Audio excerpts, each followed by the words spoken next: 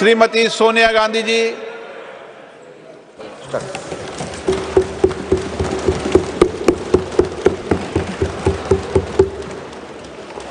अध्यक्ष महोदय, आपने मुझे बोलने का इजाज़त दिया, मैं आपकी आभारी हूँ। भारतीय राष्ट्रीय कांग्रेस की तरफ मैं नारी शक्ति बंधन अधिनियम 2023 के समर्थन में खड़ी हुई हूँ।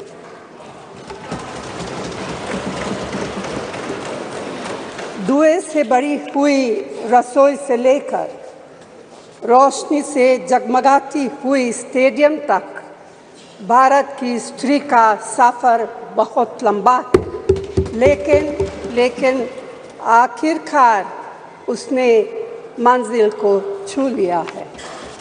उसने जन्म दिया, उसने परिवार चलाया, उसने पुरुषों के बीच तेज दौड़ लगाई और असीम धीरज के साथ अक्सर खुद को हारते हुए लेकिन आखिरी बाजी में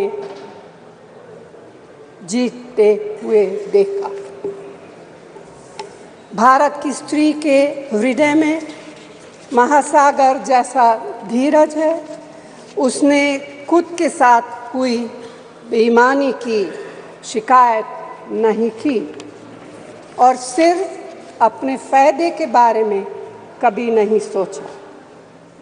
उसने नदियों की तरह सबकी भलाई के लिए काम किया है और मुश्किल वक्त में हिमालय की तरह अडिग रही। स्त्री के धैर्य का अंदाज लगाना नामुमकिन है। वह आराम को नहीं पहचानती और तक जाना भी नहीं जानती। हमारे महान देश की माँ है स्त्री, लेकिन स्त्री ने हमें सिर्फ जन्म ही नहीं दिया है, अपने आंसुओं खून पसीने सींचकर हमें अपने बारे में सोचने लायक, बुद्धिमान और शक्तिशाली भी बनाया है। अध्यक्ष महोदय, स्त्री का मेहनत, स्त्री का गरिमा और स्त्री के त्याग की पहचान करके ही हम लोग मनुष्यता की परीक्षा में पास हो सकते हैं। आज़ादी की लड़ाई और नए भारत के निर्माण के हर मोर्चे पर स्त्री पुरुष के साथ कंधे से कंधा मिलाकर लड़ी है। वह उम्मीदों, आकांक्षाओं, तकलीफ़ों और घर गृहस्थी के बोझ के नीचे नहीं दबी। सरोजिनी नायडू, सुचेता कृपलानी, अरुणा असफ अली, विजयलक्ष्मी पंडित, राजकुमारी अमृत कौर और उनके साथ तमाम लाखों महिलाएं से लेकर आज की तारीख तक स्त्री ने कठिन समय में हर बार महात्मा गांधी, पंडित जवाहरलाल नेहरू, सरदार पटेल, बाबा साहब अम्बेडकर और मौलाना आज़ाद के सपनों को ज़मीन पर उतार कर दिखाया है। इंदिरा गांधी जी का व्यक्तित्व इस सिलसिले में एक बहुत ही रोशन और जिंदा मिसाल है। अध्यक्ष महोदय, खुद मेरी जिंदगी का यह बहुत मार्मिक क्षण है।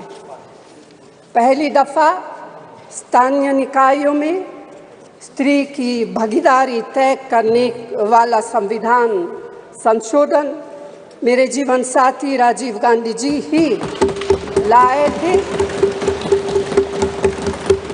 उन्होंने लाए थे जो राज्यसभा में 7 वोटों से गिर गया था। बाद में प्रधानमंत्री पीवी नरसिम्हा राव जी के नेतृत्व में कांग्रेस सरकार ने ही उसे पारित कराया। आज उसी का नतीजा है कि देश भर के स्थानीय निकायों के जरिए हमारे पास 15 लाख चुनी हुई महिला नेता है। राजीव गांधी जी का सपना अभी तक आधा ही पूरा हुआ है। इस बिल के पारित होने के साथ ही वह पूरा होगा। अध्यक्ष महोदय, कांग्रेस पार्टी इस बिल का समर्थन करती है। हमें इस बिल के पास होने से खुशी है, मगर इसके साथ साथ एक चिंता भी है। मैं एक सवाल पूछना चाहती हूँ। पिछले 13 वर्षों से भारतीय स्त्रियां अपनी राजनीतिक जिम्मेदारी का इंतज़ार कर रही हैं और अब उन्हें कुछ वर्ष और इंतज़ार करने के लिए कहा जा रहा है। कितने वर्ष? 2 वर्ष, 4 वर्ष, 6 वर्ष, 8 वर्ष?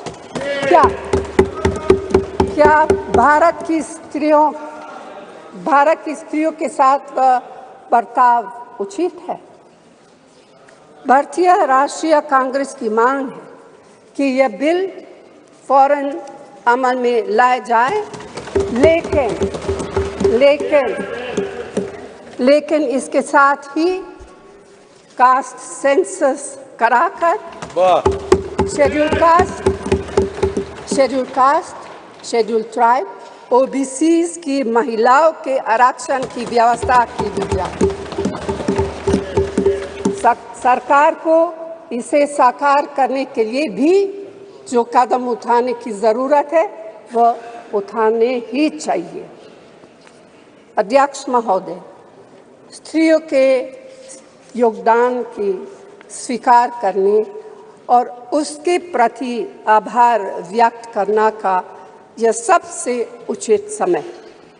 इस बिल को लागू करने में और देरी करना भारत की स्त्रियों के साथ घोर नाइंसाफी है। भारतीय राष्ट्रीय कांग्रेस की तरफ से मैं आपके द्वारा सरकार से मांग करती हूँ कि नारी शक्ति बंधन अधिनियम 2023 को उसके रास्ते की सारी रुकावटों को दूर करते हुए जल्दी से जल्दी लागू किया जाए। ऐसा करना न सिर्फ ज़रूरी है बल्कि संभव भी है। धन्यवाद।